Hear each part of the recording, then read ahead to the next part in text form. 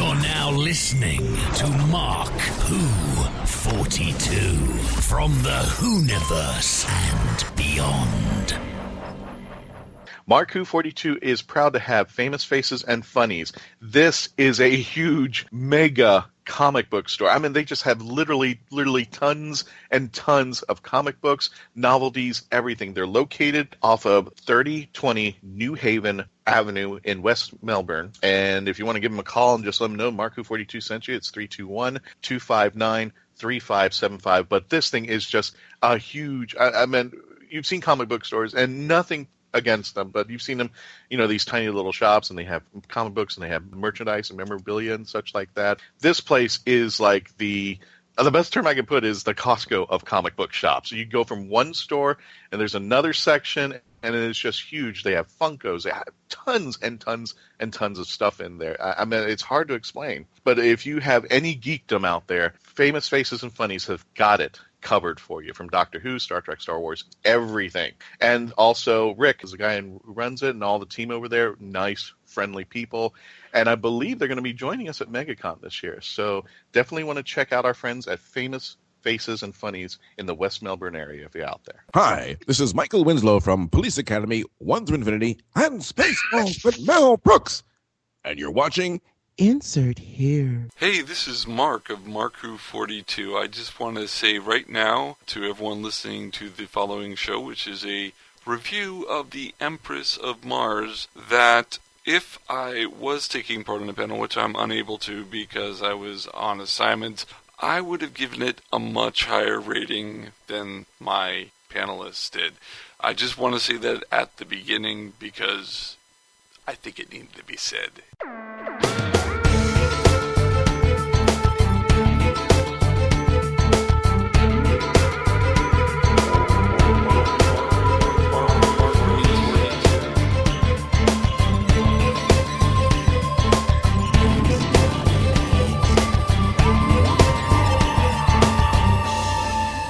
Ladies and gentlemen, welcome to another edition of MarkWHO42, taking you to the universe and beyond. I am today your host, Christian Basil, as the boys and everybody else in the other team are on assignment. Patty Hawkins, if you're hearing this episode, Patty had a great and wonderful time at Ocala Comic-Con. Mark himself is on assignment, and today we are going to be doing the review of Empress of Mars. But I can't do this stuff alone. You don't want to hear me for an hour. So today I have with us Zion Kuros, one of our teammates. He's back. How you doing, Zion? Great. Right. Well, welcome back to the show. I know you're doing your studies, so cool beans on that there. I'm also introducing a man who's been here before, and he's back again to do it again and have some fun with us.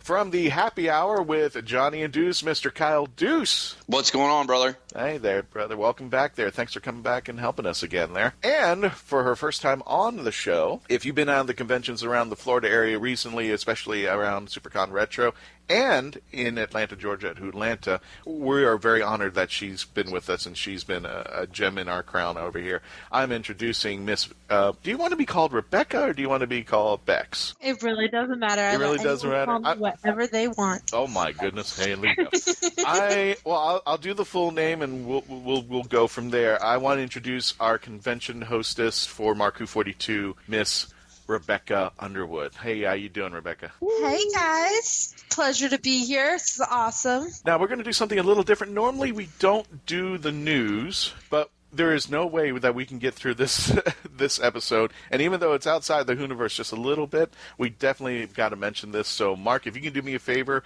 and run the audio.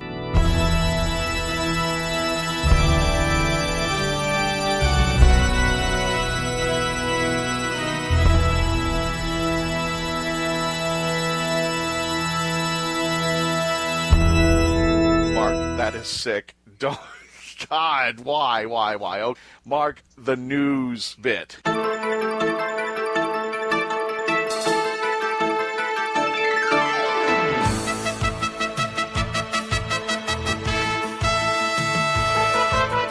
And now welcome to MarkWHO42 News with, well, us.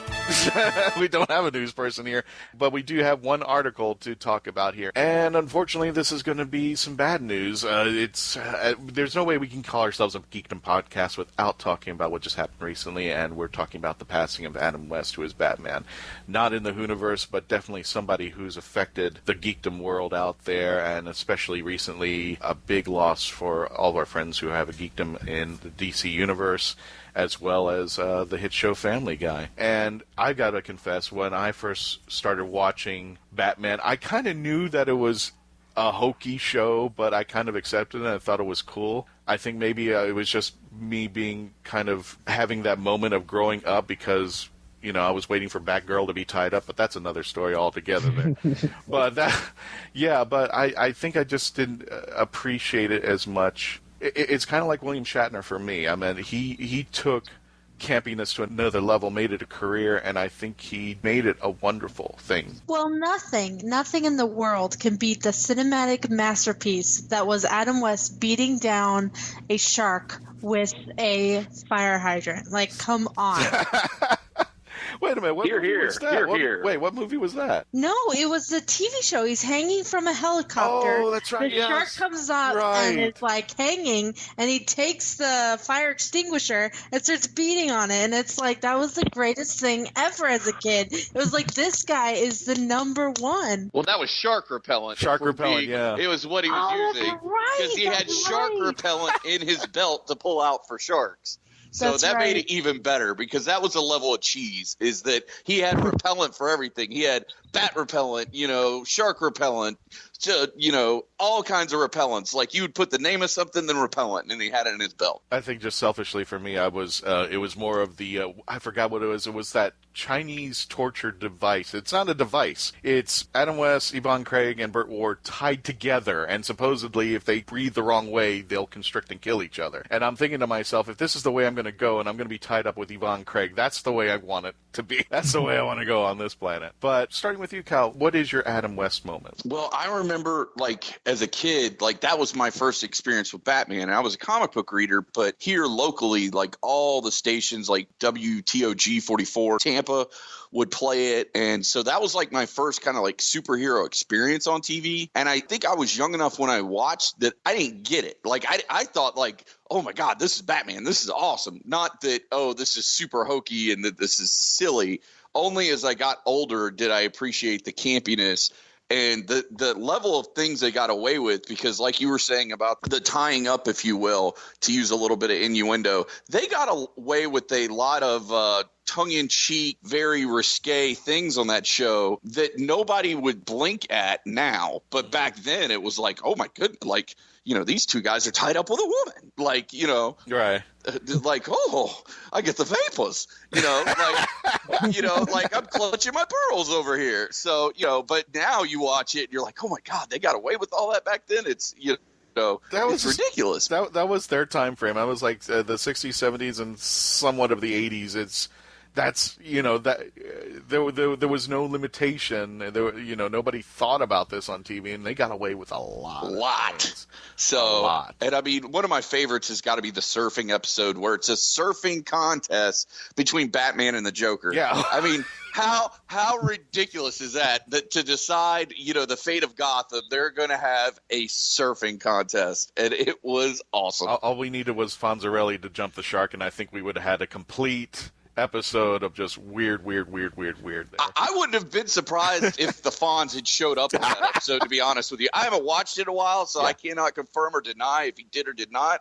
But if Fonzie had walked by and been hey, exactly, that would have been the cherry on top of the sundae.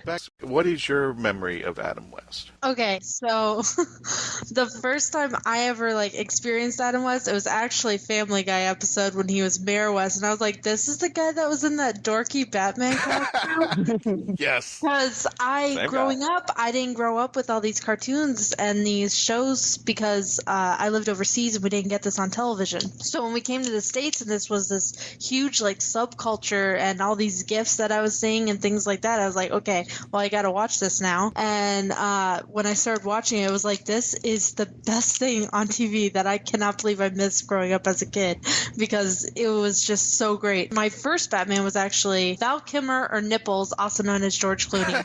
And it was just great to see like this other Batman that was, you know, not trying to be dangerous, not trying to be, you know, suave and perfect or whatever. He was a complete and 100% almost dorky, and it just totally endeared me to the guy. So I actually didn't know that he had passed away until I was talking to you guys, and I was like, what the heck? So it was really upsetting. However, I don't know what Family Guy is going to do. Like... Oh yes, let's worry about Family Guy. That was the thing. We tell poor Bex, God bless her, she's been up 24 hours and is on the show with us. We break the news to her in the pre-show meeting, and her first thing is, "What's Family Guy gonna do?" And I'm like, "Really? That is your takeaway? The takeaway from this is what is Family Guy gonna do?" I'm like, heavens to Murgatroyd! Like, really? I'm going to defend Bex here, because I had a similar thing, and I mentioned this in our previous show. I don't know if you guys heard of Personal Space. It's being written and produced by a gentleman by the name of Tom Pike, and he has some great actors on the show. And most of them are from the current Battlestar Galactica. You have Nikki Klein, you have Tim Russ from Star Trek Voyager, and a list of others, but one of the lead actors was Richard Hatch. And Richard had just passed away. And when I got on the phone with Tom to find out, you know, just to say, hey, how's everything going? How you doing? Everything. The first thing in my mind when I talked to Tom was, were you able to film everything? before he did it? And I felt such a heel, but I think we just live in that mentality world where life goes on, and you know, you have to think of these things, especially nowadays in Hollywood. When an actor passes, you know, what happens to the show, what goes on, or if they leave a TV series, you know, what happens now? I mean, what do you do with the actor? You write him off. Anton Yelchin, what are they going to do with him? What are they going to do with Chekhov? What happens to his character now? Yeah. So I know what you're talking about. Yeah, and I felt the same way too. And it's like, well, what happens next? And you know, what goes on afterwards? You know, the show must go on. So I felt like a heel asking Tom, you know, like, wonder what did you get the episodes, everything done? But yeah, what does happen to Family Guy? What does happen to the mayor after everything has happened? Zion, what's your memory of Adam? Oh, don't crucify me, but I really don't have any. No, that's right. Shane. My great mother used to watch the old 66 Batman with her brother and whatnot, and of course to her it was the greatest thing on the planet. And me growing up in the early 2000s, we had Batman Beyond, the Batman animated series, The Batman. So like my vision of Batman is the post Frank Miller Batman. So when I look back to 66, I look at this, I'm like, is this supposed to be a joke? This isn't the Cape Crusader that I've come to know and love. And the only memory that I have of Adam West was that when I went to MegaCon a year ago, when he was there with Burt Ward, and like I was just standing there just hearing them talk. I was like, okay, so these are the guys that my mom and my uncle fessed all over about. Interesting. But yeah, that's about it. And you know, Kyle, what's really, really, really interesting, and this is a bad thought in my mind, because the first thing I thought about, it was almost selfish and I felt bad about it, was that every once in a while when we go to these conventions, I bring the traveling TARDIS and I want to get pictures of people. And this year, again, I skipped out on Stan Lee, and it's supposed to be his final convention from MegaCon. But I think Adam West and Burt Ward were both here last year, and I said, you know what, they're going to be back. They're going to be doing that. And now I won't have the chance. And I saw a lot of people putting out autograph pictures of Adam West that they had and putting them online. And I said, this guy will never be with my TARDIS. I'm sorry if it sounds selfish, but I mean, to me, that's why it's called The Legend of the Traveling TARDIS Facebook site, because I wanted as many people to be in touch with this little blue box that I came up with. And now it's become really an icon in itself. And I will never have that chance to meet. And I've never even met the guy. I never even met him face to face. So I feel like a total heel. It's like I never even had that opportunity to say thank you. That's 2020. Thank you for being there for my childhood. Well, you need to, next time you go to a con, make you a list of oldest to youngest and start at oldest and work your way down, because there is no way I would have skipped Adam West or Stan Lee, because I mean, I'm pretty sure those are rocking pretty high picks in some people's death pool. So like, I would have got them first. Like, I would have done that like first thing, got out of the way, and then got the youngins. But yeah, you need to start doing that. You need to get a better plan, sir. No, unfortunately, my plan, and I hate to say this, and this will probably get me ripped apart, is that my plan was what was ever sitting in my wallet at the time, and I'm just like, oh God, who do I want to see here now? And maybe I should have taken more time to go in line at least and just say, hey, Adam, thank you. You'll probably never remember me, but I just wanted this time, this moment, to say thank you. And if I have that moment, at least I gave it to him, and and I could remember it. But it just it really tears me up sometimes that there are moments like this that I will never get a chance to see these people. And for Adam West, I won't. And from all of us, Adam, thank you so much for everything that you've given us, for the fun and love throughout the conventions, through Batman, through everything that you've done. We just want to remember this moment in time, and thank you. And definitely, there's no way that the Batman DC universe will ever forget you. And on that note, now that I've got the depression and everything, we're going to take a quick commercial break. We'll be right back, and when we return, our panelists will be talking about the new episode that just got released, The Empress of Mars. Stay tuned. Don't go away. Don't go away. We'll be back with more MarkWHO42 after this. And I'd like to say right now, MarkWHO42 is proud to have 9.9 Comics as a sponsor for our show. 9.9 Comics, if you're out in Brevard County, this is one of the places to go and visit. They've just started recently, and they're located off of 1284 Sarno Road in the Melbourne area. They're starting out, but I met Matt and the team, and they are just really, really, as far as customer service is concerned, phenomenal. It's a really great store. They were telling me about a point system, Mark, and forgive me, I'm not familiar with it, but that's where the 9.9 comes from. When you go to a comic book store, some comics are just laying out there loose and for everybody to read and such like that. And every time somebody picks it up, it kind of depreciates over time. Not in this store. Every comic is protected. In fact, you can't even read the comics. They're all protected for your pleasure. So if you want to keep these comics for longevity and possibly later on try to sell them to make money off of them, they have every comic sealed up and protected. It's just phenomenal. Not only that, but one of the things I love about this comic shop is they sponsor the Candlelighters of Brevard. Now, these folks are a nonprofit organization that take care of children in the Brevard area who are suffering from cancer. So if you want more information on them, go to www.candlelightersofbrevard.org. If you want more information about the charity that they sponsor, and definitely go on their Facebook site at 9.9 Comics. Can't miss it. Matt and the team are wonderful. Go visit them out there and tell them that MarkWHO42 sent you. The voice of Christian Basil, take one.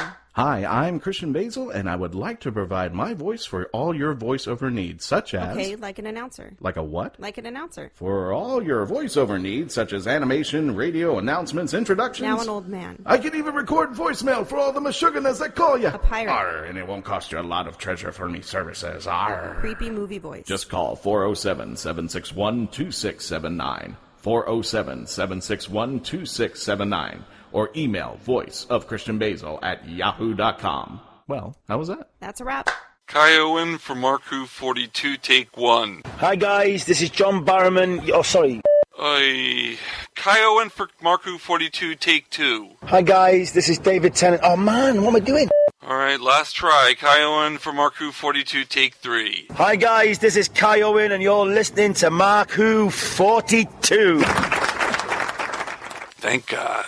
Hey guys, welcome back to MarkWHO42, taking you to the Whoniverse and beyond, and today we are reviewing the episode which brought back the return of the Ice Warriors, the Empress of Mars. Counting down that we've only got 3 episodes left to the end of the series, and quite possibly the end of Peter Capaldi, which I still hear that he's supposed to be leaving around Christmas time, but that's neither here nor there. So let's go ahead and get started on a scale of 1 to 10, Team 10 being, oh, this is the best Doctor Who episode we've ever seen, 1 being, Whoa. Fear her. Bex, tell me, 1 through 10, what would you rate this episode? 2.5, 3 at the most. Ooh, okay, we will get to that in a little bit there. Duce, talk to me, 1 through 10. I'm giving it a solid 2-piece. 2 as well. Well, wow, we're getting low numbers, which I think is weird because I gave the last episode a 2. And Zion, what do you rate it between 1 and 10? Ooh, I give it a 4. Well, it did better than last week's episode, and the only reason why I'm giving it a bell curve is because the ending hit my geekdom really good. So I'm going to give it a 5. Oh, so everybody gave this an episode of a bad review.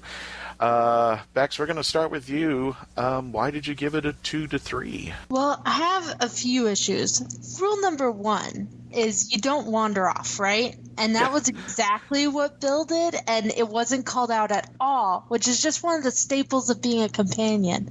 And so I felt like they missed an opportunity there, which I kind of felt with the whole episode theme is Mark Gatiss, who, wrote that episode, is he was really trying to bring out old themes of Doctor Who almost, because you had the moral question of, is this right or is this wrong? I can't condemn one race for their actions and not condemn the other, because one was invading and one was, it's indigenous species, and he was like, he couldn't choose a side or whatever.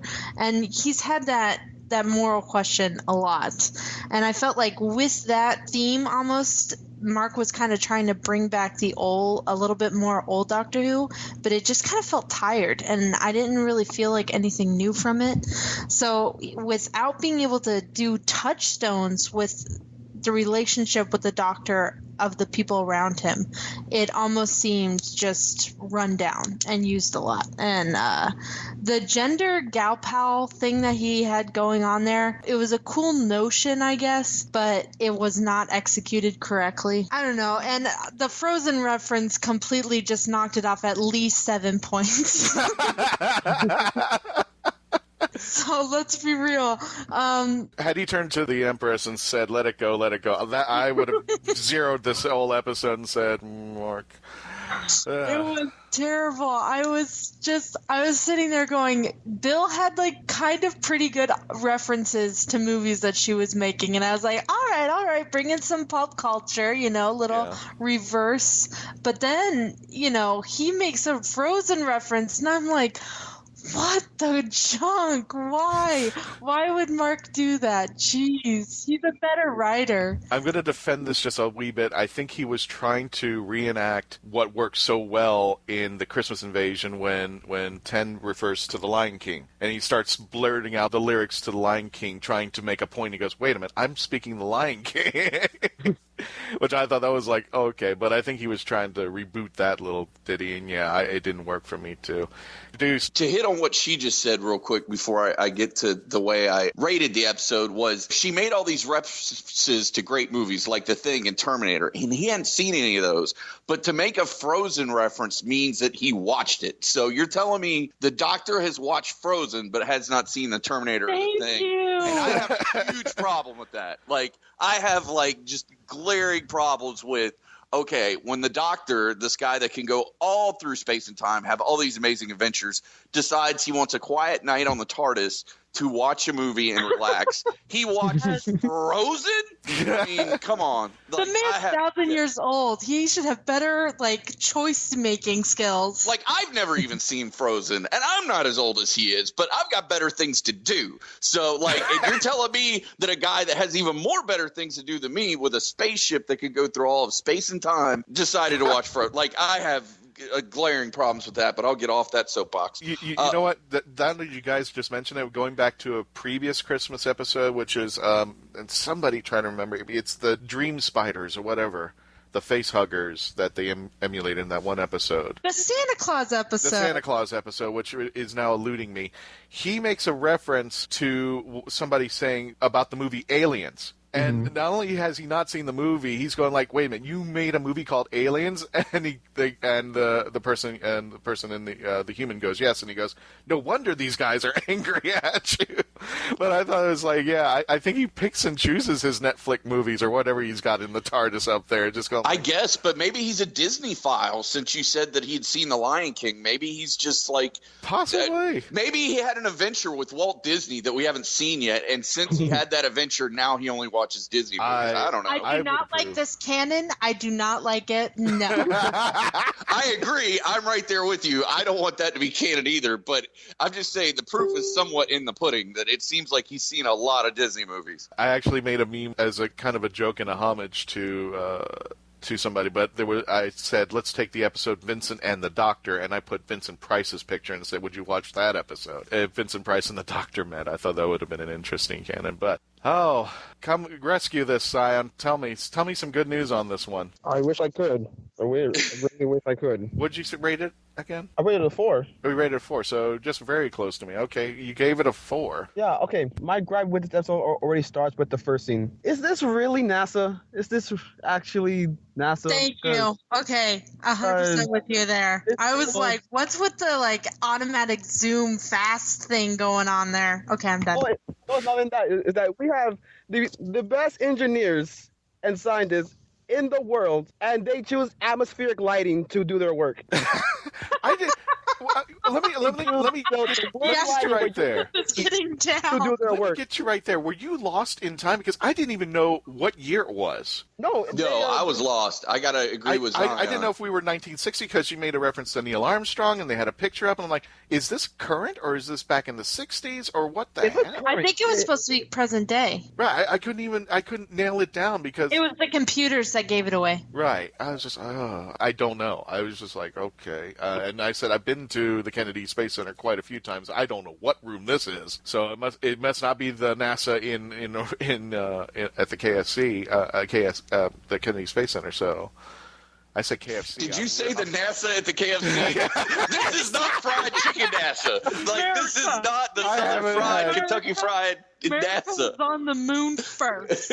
I'm gonna make a bad confession today. I'm on Weight Watchers and I've lost 15 pounds in 2 weeks. Hey, congratulations, man! And I don't want to give a plug to something of that, but I think that's what happened. And it just kicked in. I was like, fried. Oh, trust me, when you get on a diet, you start looking at photos and videos of fast food like it's a dirty movie or something. Exactly. Like you're like, oh man, fried chicken! Like you just crave it. Boys, worse is this point your system. diets, that's a different podcast. Exactly. But no, I will say this. The picture at the very beginning is the Kennedy Space Center. That building is at Kennedy Space Center, and I think why they did that weird cut is because of the fact that they had to use stock footage. Like, they didn't send somebody over here to get footage of that, which is dumb because Kennedy Space Center probably would have been like, if you guys come over, we'll pay. So get us a free plus for the love of goodness. So it might have been. I just like, where was this? Because I've taken all the bus tours. I have no idea where this room was, and who's working in there and such. But that's fine. But Zion, keep going. The premise, it could have been a real good episode. It could have been about the first Martian landings and the Ice Warriors not feeling like they was being invaded, and the Doctor sympathizing with them because if the Ice Warriors came and put a flag on Earth, we'd feel some type of way as well, right? Yeah. But we have an Ice Warrior, right? And tell me if I'm wrong about this. We have an Ice Warrior who went to Earth, got people from the 1800s, and brought them all the way back to Mars so that he could find their queen. Yeah. Yep.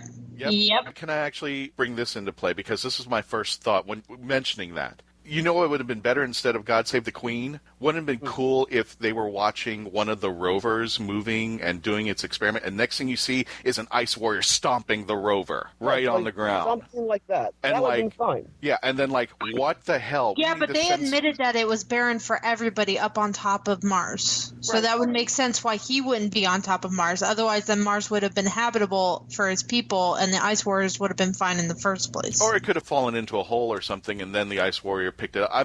I think that would have attracted more and made more sense of the story, going like, wait a minute, what just happened to our rover? We need to find out. Let's get somebody up there real fast. And now we're the invaders. Now, on top of that, we have 1,800 British Army, right? Yeah. Who, as far as are so trigger happy that I can't tell if they're British or American. Oh, snap. Ow. Snap. I agree with you, though. Ouch. Well, look, it's how they portray Americans, right? Yeah.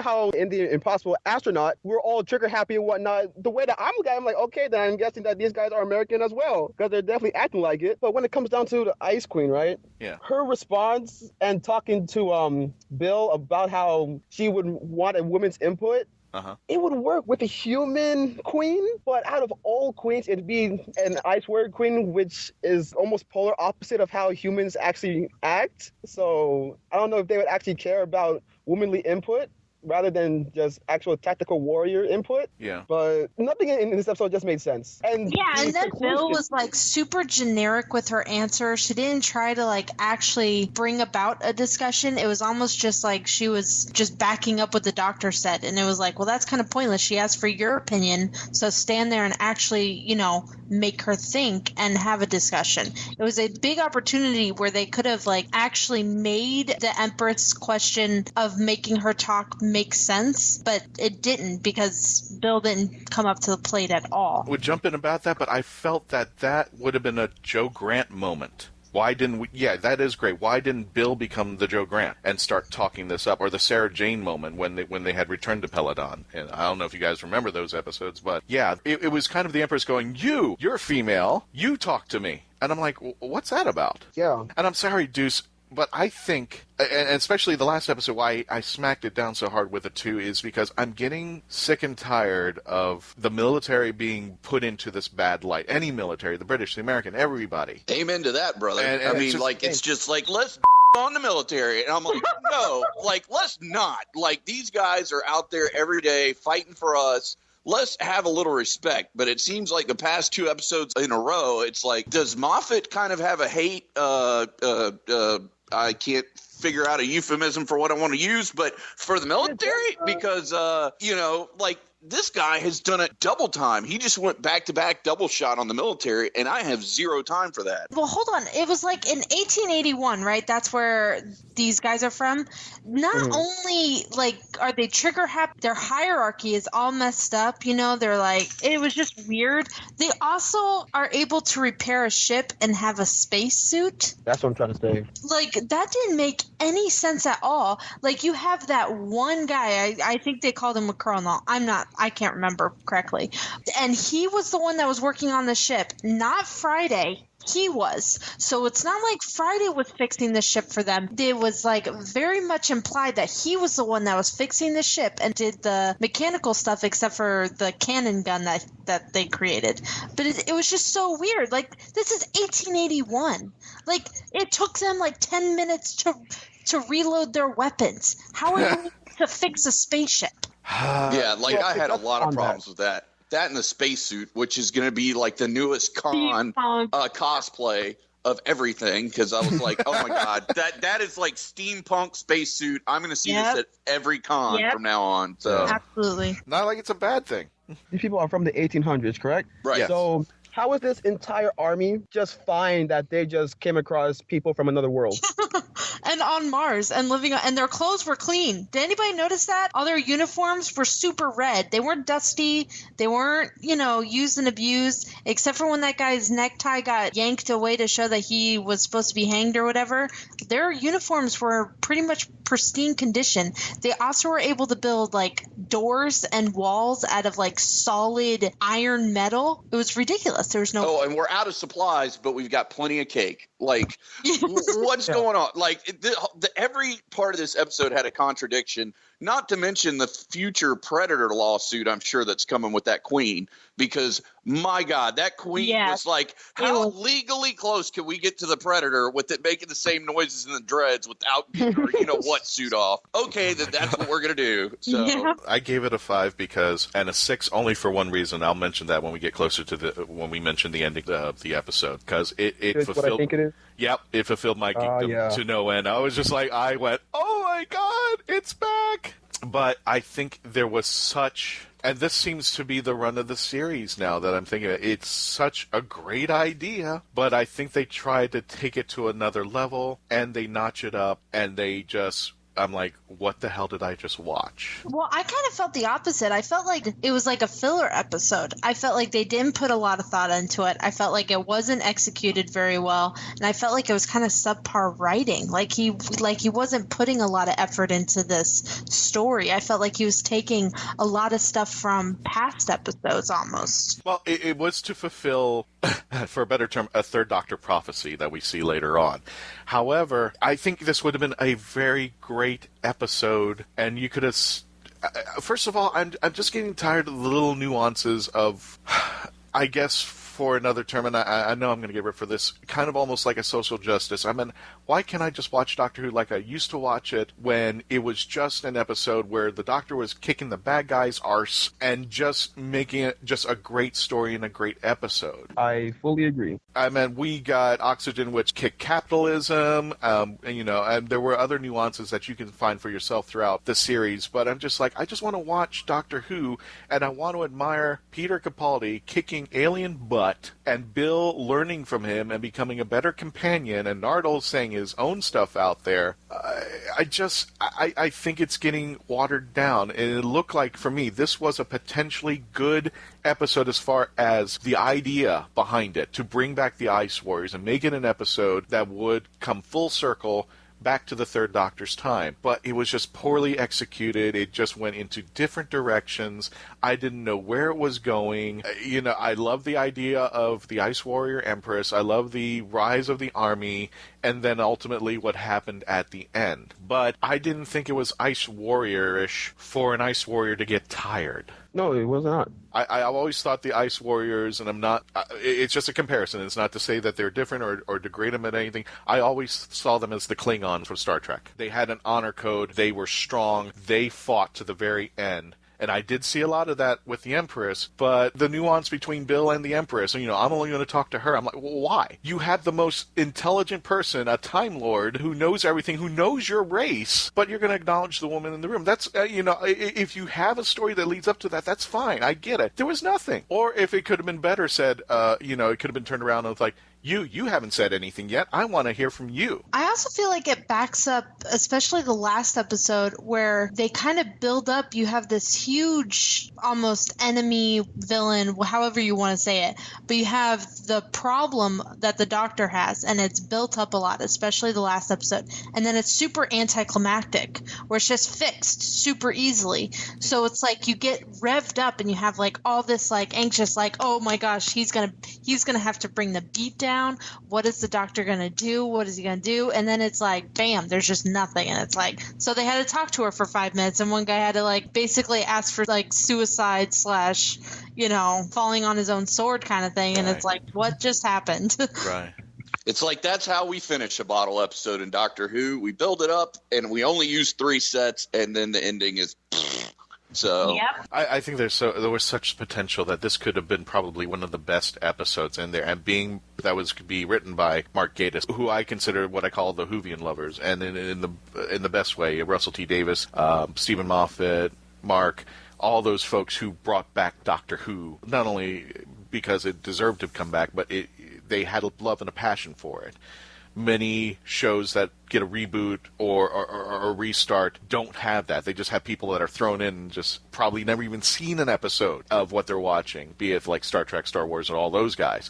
They'll just go in there and do it, and then they're like, what the hell did we just watch? And I said, did you ever watch one episode of the classic series, or did you ever go back and find out, you just kind of rewrote everything. So in this particular time, I like I said, I could not fathom that this was written by Mark. I just can't. Christian, if I can ask a question to you and to the group, if you could take one thing about this episode to fix it, what would it be? First of all, I would get out all those nuances about, you're the woman, let me get in the room, and just the degrading part about the one soldier, and get off that focus, and just focus on the story, and focus back on, like I said, I think it would have been better if the rover caught the Ice Warriors. And this is kind of like our first contact, because we know they've been on the planet. They know we've been hibernating ever since Bowie Base 1 or whatever. 5,000 years. Yeah, they've been there. And wouldn't this been a great first contact? And now we are starting to evolve what's going to end up at the ending of the show. This is the point where it all takes place. Let's do it with the current astronauts. Instead of the military, let's have people from the ISS being launched out there. Oh, yeah, by the way, we know how to get to Mars. Whatever plot line you want to throw out there, or we've made it to Mars already. But something to the fact that I just don't want to be browbeaten for social justice information. I want to have a good story. If you want to throw it in there and make it part of the story, that's great. But something like similar to Red Dwarf, where they constantly had thrown that in there, but you were watching a great comedy show that I wouldn't say you tend to forgot it, but you accepted it. And it wasn't, for a better term, Bible thumping. Mm-hmm. I wanted to have a great story. Why can't we have a great story? Why can't we just go back and having that? I would have made it more sense on NASA to bring it into the present day so we knew instead of these 1,800 British soldiers, I would have NASA go out there, current NASA. Go out there and be if they're going to be invaders, let them be invaders. Let them land on the planet instead of this stupid idea. I'm sorry, it was of the Ice Warriors somehow making it to Earth and then bringing back these British soldiers. What? If you can do that, you must be able to raise the army again and get the Empress back and running. And then popping that gem out resurrected the Empress. I just there was so much going on in there. I'm like, what the heck is all of this? I would almost like to change. I mean, one, the timing, like everything, the timing, the whole thing, all the timing just seemed off. And if not that, then the reason the Doctor was almost in the NASA room in the first place, like, did something lead him there? Was he trying to fulfill the classic Who? What exactly was going on there? Why was he there? Because it exactly. He didn't look at Bill and say, this is a momentous occasion. They're about to see something on Mars they've never seen before. He didn't like go into any kind of detail where I felt like something was wrong. I heard something, nothing was explained in this episode. It was just one event right after the other that didn't almost correlate at all and just kind of made into this huge, like, fanboy, almost a fan fiction. Like, I would expect to read something like this. So I don't know.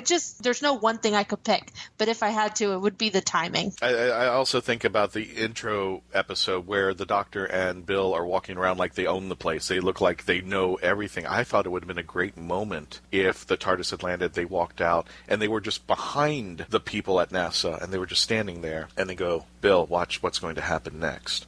Like he's guiding Bill to see something. Say, I know what's going to happen. Well, that was another thing that was bugging me, though, is it seems like with each different writer for each different episode, it's not a different facet we see of the Doctor, but it's almost like his personality hasn't settled yet. Am I the only one? No, it settles and then it changes all of a sudden. Yeah, so he's hard on the outside, gooey on the inside, or he's gooey on the outside but hard on the inside, and it's like, pick a type of candy, damn it. Well, one of the criticisms I've had for the writing of the 12th Doctor, I don't know why he likes the humans. I just don't. And I see it every now and then, like the Zygon invasion and inversion, where, I get it now. Then I saw the last episode, The Lie of the Land, and he plays... And this is why I gave it a big 2. He plays that cruel trick on Bill. Yeah.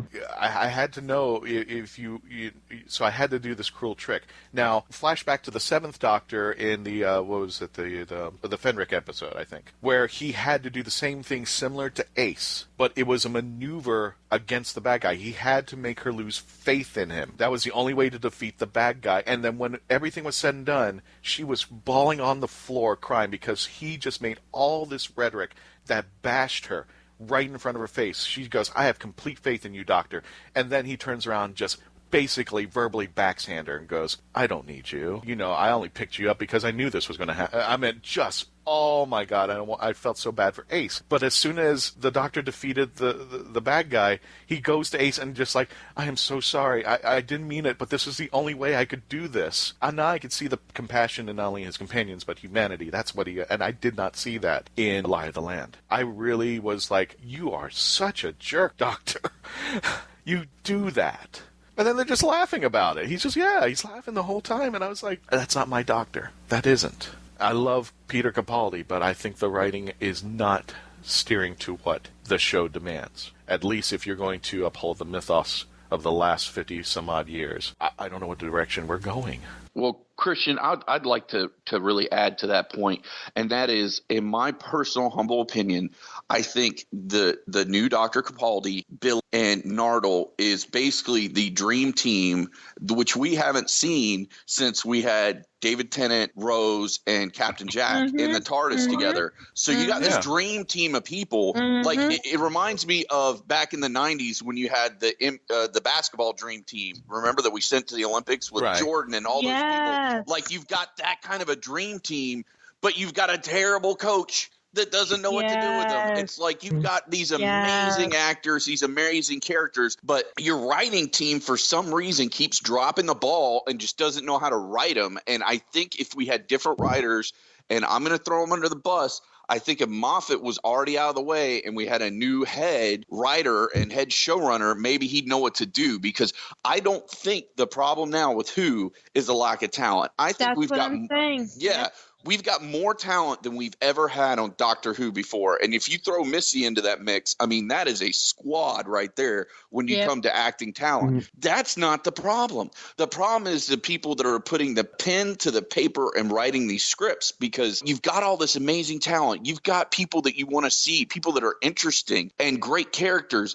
but the writing just keeps falling flat. I'm waiting for this new head showrunner, because really he's got a low bar to jump over. I mean, he could trip over the bar that he's got to step over just to make Doctor Who better. So with that being the case, I think that that's the glaring problem. Yeah, that's what I was saying about this episode. It just seemed tired. Like it was the same tropes. It was the same kind of script. It was going through the motions of what the Doctor does when he does something, and it wasn't done well. It just seemed like it was really tired writing. It was filler writing. It wasn't, there was no Doctor Who joy in this episode at all. Well, see, that brings me to something that happens in real life a lot of times. When you go to quit a job and you put in 2-week notice, a lot of people will fire you on the spot or only let you finish out the week, because they know the next 2 weeks you're just going to kind of like just go through the motions and wing it. And that's what I feel like Moffat's doing. He's like, dude, I'm out next year. I'm just going to get as many of these paychecks as I can. I can live off this Doctor Who money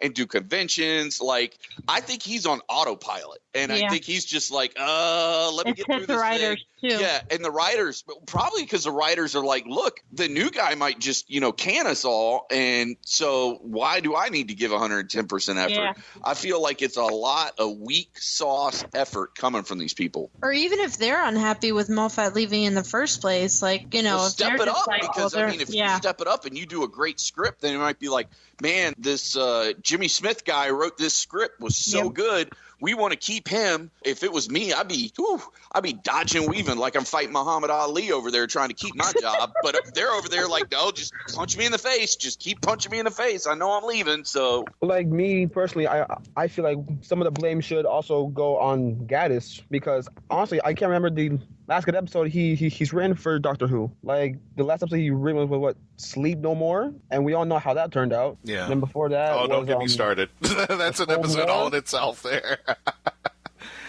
Actually, Zion, I have a question for you, since we're getting closer to the end of the show. Zion, I want to talk more about Missy and the Nardole scenes, but we're going to do this after we come back from our break. Stay tuned. Don't go away. Don't go away. We'll be back with more MarkWHO42 after this.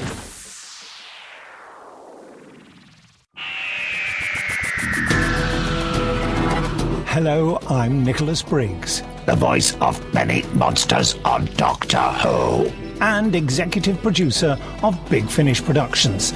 And I'm pleased to announce that MarkWHO42 Books have joined forces with Big Finish to bring you Big Finish Audio. There's this fella who calls himself the Doctor, and he says he has saved me, and we are in his time machine. You all right? I think I've broken something. What about you? Yes, I'm fine, thanks. I rather think I broke your fall. Oh, sorry. MarkWHO42 Books will now offer to bring you the best in Big Finish audio. But why are they here? How do you do? I beg your pardon? Oh, no need to. I'm the Doctor, and this is... I am Leela. By all means, please do come out to play, Doctor. I'm waiting for you. To find where MarkWHO42 Books will be, go to markwho42.net or on their Facebook site at MarkWHO42. What are you saying? They fizzled in somehow, like the TARDIS? Yeah, transmat from another dimension. The TARDIS doesn't fizzle. It's more of a... Also go to MarkWHO42.net and download my interview with the team. You're executive producer at Big Finish Productions. Correct. Correct. Is this a quiz? MarkWHO42, taking you to the Whoniverse and beyond. Hi, this is Bruce Boxleitner, and you're listening to MarkWHO42. Hey gang, welcome back to MarkWHO42. Thank you for sticking around where we take you to the Whoniverse and beyond. And we are wrapping up this episode by talking about the ending of the Empress of Mars. And we left the question with Zion. We're going to talk Missy and Nardole and the scene where the TARDIS disappears. What did you think about that? The TARDIS disappearing, I give it a pass because Gaddis written the episode before Moffat literally shoehorned Nardole in, so I give that a pass. But overall, I don't know how I feel about this new Missy Master. I don't know. Like, is she feeling better, or? I think it was just the hook and the worm to try to get people to go, wait a minute, what just happened? Will that be in the next episode? Let's find out. Type deal. It's totally another Missy mask. Oh, I think we all know that. It all comes down to, like, if Big Finish is canon or not, because if you remember that story Master, right, and that whole plot was around fixating and centering on what makes the Master evil and if he can be fixed or not. So when I look at this, I'm more seeing like a continuation of that story wise. But when I look at this, I honestly feel like Missy could be before John Sim. You think so? Yeah, because like this is probably just grabbing at air and whatnot, but like if you remember when she first talked to the doctor in Deepwater, right, she said you never thought that I would get back, right? And at the end of Survival, he got left on whatever planet they was on. Right. So as far as we know, we still don't know where Missy fits into the Master's regeneration line continuity-wise. I think she's current. I think she's at the end. Or at least she's the current Master. I don't think she's... You might be right, because we still have to explain why John Sims was in the episode, but we'll find out. I mean, I even actually thought of... you know what? Let's continue, and I'm going to save that thought for when we wrap up over here. I was glad to see Missy show up at the end, and I like how she was very, like, he's like, you've got to go back in the box or the prison or whatever, and she's like, yeah, fine. I came here to save you, and you could put me back in the prison. Like, that's fine. Like, I'm liking this kind of turn with her. I have a bad feeling it's going to be one of those things where she's just playing him. But I would like to see, maybe before this all wraps up, what if Missy became a good guy? What if she decided to turn a new leaf and was like, I've done all these horrible things. I need to make amends. I need to make repentance. It reminds me, to throw it back to us 92,000s kids, Angel from Buffy. It's like, right. I did some horrible things. I need to be a good person. And maybe if I, do enough good, then I can balance the cosmic scales. I would love to see that happen. But I've got a bad feeling like it's a red herring, if you will. Like, I'm going to get on the carpet and be like, okay. And then they're going to pull the carpet right out from underneath me. Right. So, Bex, what do you think? Missy, Nardole, and the TARDIS going, wee. Bye-bye. All right, I'm not touching down on the whole TARDIS disappearing, no explanation, no nothing, with the invisible person pushing buttons and stuff on the console. I am going to talk about the Master. Okay. So my only issue with any kind of redemption for the Master is that it makes it into him choosing to be the way that he or she is, about the Master being exactly what the Master is. The only problem with that and making it into a choice is because they already explained why the Master does what he does. They already explained exactly the mentality he has about the drum in his head that pulls him to do things like this, and him looking into the time vortex and going crazy. That's why he acts the way he does, because he's insane. And so the whole redemption of Missy just screams to me that this is a bigger plot, because if they do make Missy a good guy, it completely negates David Tennant's, sacrifice when he switched over. Alrighty, now that we're coming to the ending of that, any final thoughts? And I'll start with you, Bex. Any final thoughts about the episode, and what you think? What are your predictions for the last 3 episodes coming up? I am just going to be super excited, because even if they completely crash and fail and just be completely terrible, Moffat is gonna be gone. He's gonna be gone. We're gonna get a new guy, and it's gonna be so good. And I'm so excited. I'm gonna I am so looking forward to enjoying Doctor Who again. And there are still fun moments, and that's why I still watch it, because it's still something that's completely ingrained in me. I love it, but I'm going to be so excited of anticipating every episode again, of anticipating what new adventure he's going to pull me along. And I'm really excited that this episode wasn't a 0. It wasn't a 0. It was a 2. It was a 2.5, a 3, because there were some moments where I was sitting there going, what the heck? That's awesome. I can't think of any right now, but I'm sure it happened. I'm pretty excited for the end of this season, although I'm going to miss Capaldi. Zion, what is your wrap-up and your predictions for the upcoming 3 episodes? Missy comes after David Ainley, and then comes John Sim, as far as that's what I think. And I would really like to know how Nardole ends up, because I'm pretty sure he's gone by the next season. And I just want to go on record to say that I called Nardole being the best companion ever, and so far he's keeping to my word. So good job on him. Amen. Even for the short amount of time he's on, he seems to be doing a better job than most companions out there. Deuce, wrap it up for me and tell me what you think are the predictions for the future. Well, I got to say to Bex, preach, lady, preach, because, man, old Moffat, don't let the door hit you where the good Lord split you. And, I'm ready to see you go, because, I'm done. I'm done rings with you, player. And so I'm looking forward to these next 3 episodes just to kind of wrap everything up, because to be honest with you, Doctor Who has kind of been on my DVR backing up a little bit, because it's been a chore to get through them. And the only reason I made sure that I was caught up is to do your show. So I'm just waiting for it to be done. And I feel horrible for Capaldi. I love Capaldi. Out of all the new doctors, he's been my favorite, which he would probably be an all-star Doctor Who doctor if the writing had been better. I mean, he's my favorite, and he's doing terrible 100%. Stories. If he had done amazing stories, he would be you put him Tom Baker level. I mean, if he had gotten some good stories. So, I feel bad for everybody involved, but I'm looking forward to these last 3. Moffat, if you do anything right before you leave, you send that man off right, because he came to the party open arms, said, let me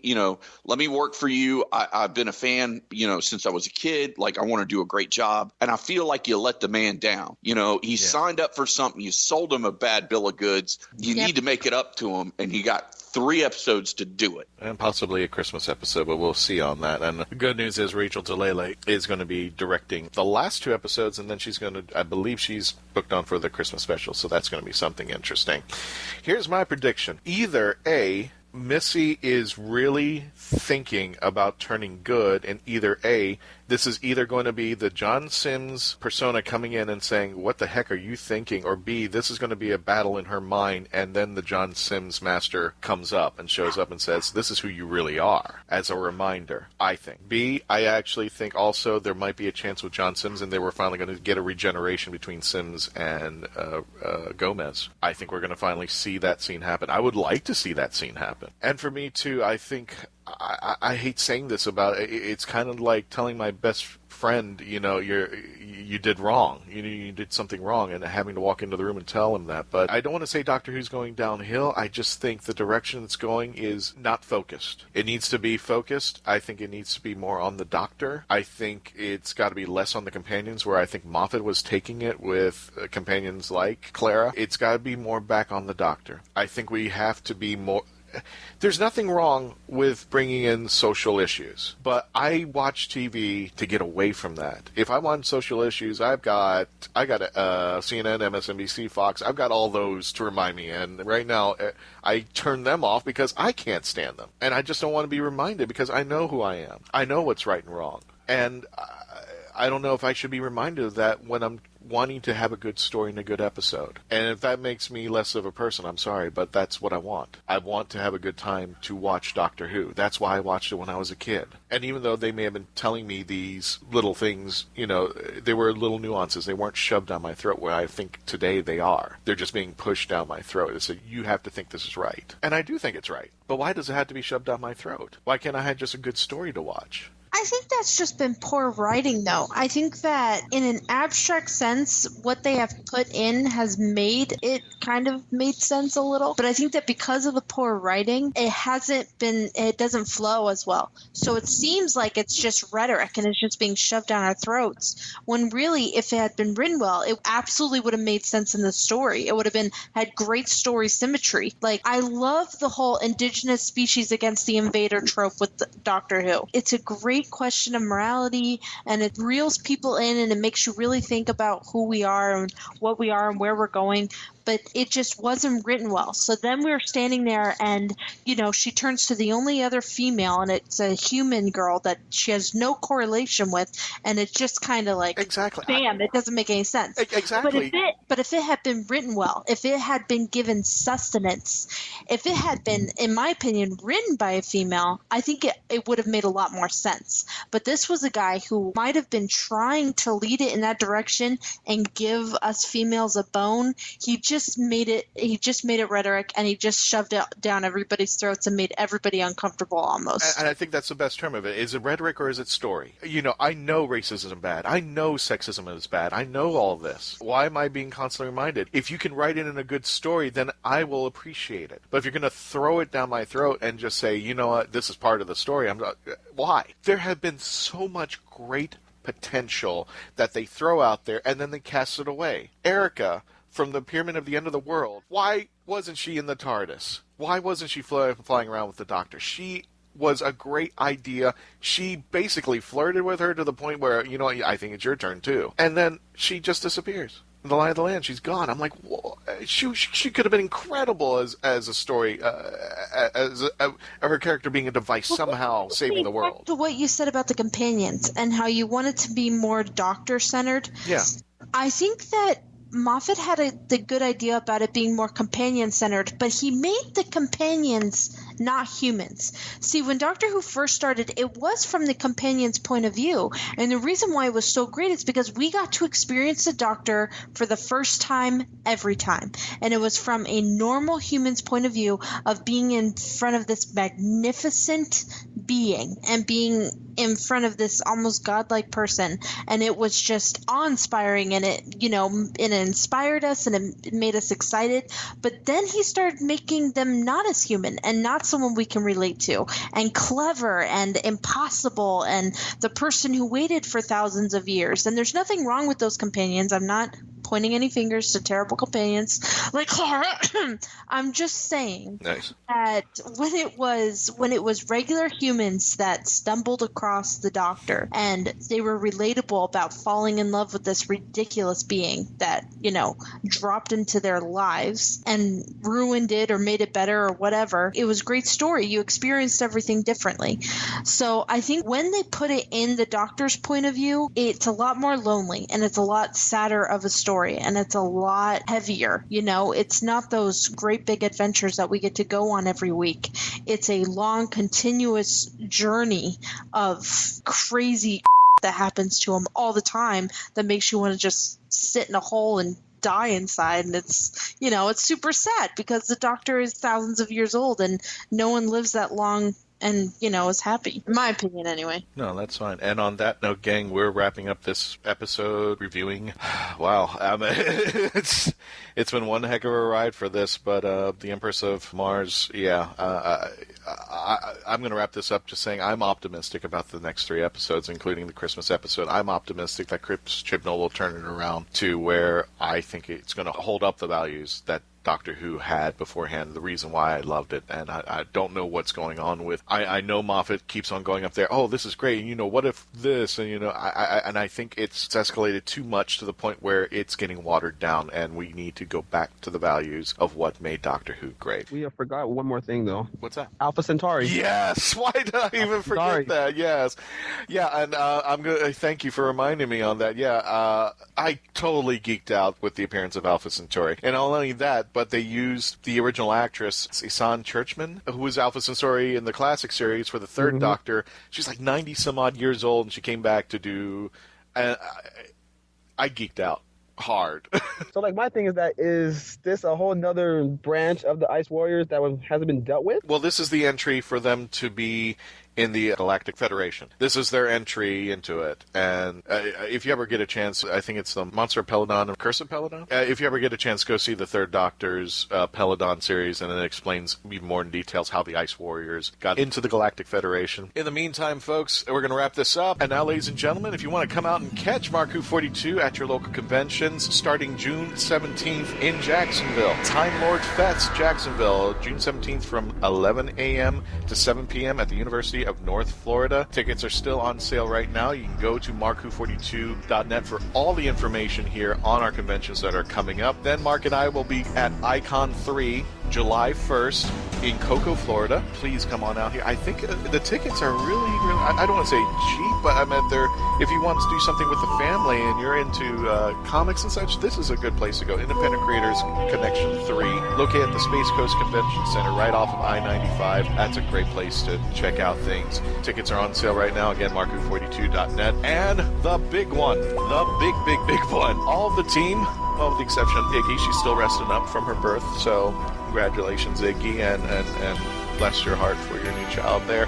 Florida SuperCon, taking place at the end of July 27th through the 30th at the Fort Lauderdale Convention Center. We will be joining John Barrowman, Karen Gillan, and now announced Peter Capaldi himself will be at Florida SuperCon. And of course, MarkWHO42 will be there hosting panels, doing Q&A and such, so you definitely want to be there for the big one at Florida SuperCon, again, July 27th to the 30th in the Fort Lauderdale Convention Center. And of course, you can see us coming this weekend at CEO here in Orlando. We're going to be there with our good buddy Buck, the Mega Buck from Retro Game Treasure. And don't forget, if you go to RetroGameTreasure.com and put happy hour in the coupon code, you get $2 off your purchase. Also, you can find us at Facebook.com/Happy Hour Podcast Show, at HH Podcast Show on the Twitter machine, and SoundCloud.com/Happy Hour Podcast. And I've got to give a big shout out and thank you to Grove Roots Brewing here in Winter Haven, the official beer sponsor of the Happy Hour, Johnny and Duce. You can find them at groveroots.com and Facebook.com/Grove Roots Brewing. They hooked me up with the delicious Honey on the Double IPA for this morning for my fabulous Doctor Who brunch that I had this morning, which next time, if you guys decide you actually want to do the show live at my house at the Happy Hour Johnny and Duce Studio South, you could have been here and had delicious beer and bangers and mash with me for the Doctor Who brunch. Now you're just inviting us or the entire audience that's listening to us, because you better have a big house out there. Well, hey, we could have a live show. We could hand select a handful of your favorite listeners that don't mind making the trip, and that's something we could do. Or we could even maybe talk to our sponsor, Grove Roots, and see if they would have us out there and do the show live there, because they've got a new event space that's opening pretty soon, and they would actually have an events room for us. So, I mean, that's something to put in the old ticker up there and think about. I want one of your nifty T-shirts. Oh, what, the Happy Hour Johnny and Duce T-shirts? Yes. Oh, okay. Well, you send me a link and I'll let you know, because those things are rare, sir. Oh, my. They're very rare. Well, just for the plug, because I know Mark will do it, we sell our T-shirts online at MarkWHO42.net. So. Yeah, which, by the way, I'm still waiting on mine. Okay.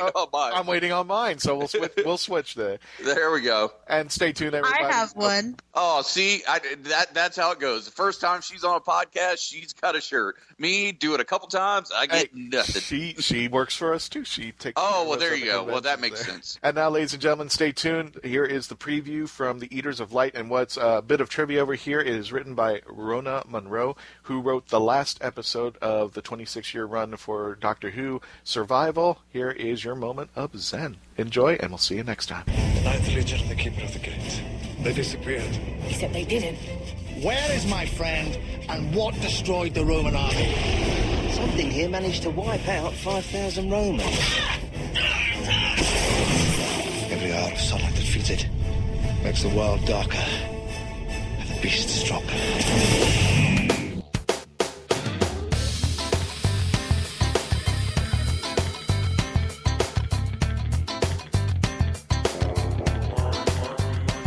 MarkWHO42 is written and presented by Mark Baumgarten, Christian Basil, Patty Hawkins, Iggy Matthews, and Zion Kiros.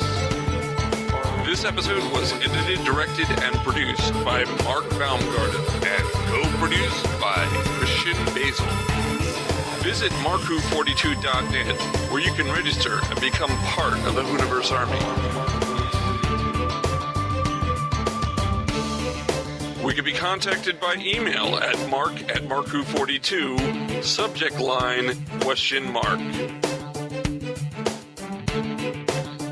If you'd like a chance to be a guest on our radio show, send an email to our Media Relations Director, Christian Basil, at markwho42media@yahoo.com. You can have MarkWHO42 entertain at your next event or convention. Go to heroesonhand.com/MarkWHO42. Space Coast Comics is a free monthly magazine found in over 120 locations currently throughout Brevard County, parts of Osceola, Volusia, and Indian River County in Florida, and available in Chicago. Follow them on Facebook to learn more.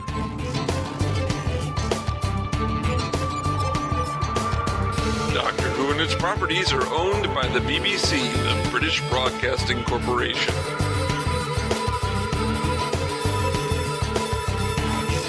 This show is owned and copyrighted by Mark Baumgarten, 2017. This is Krypton Radio.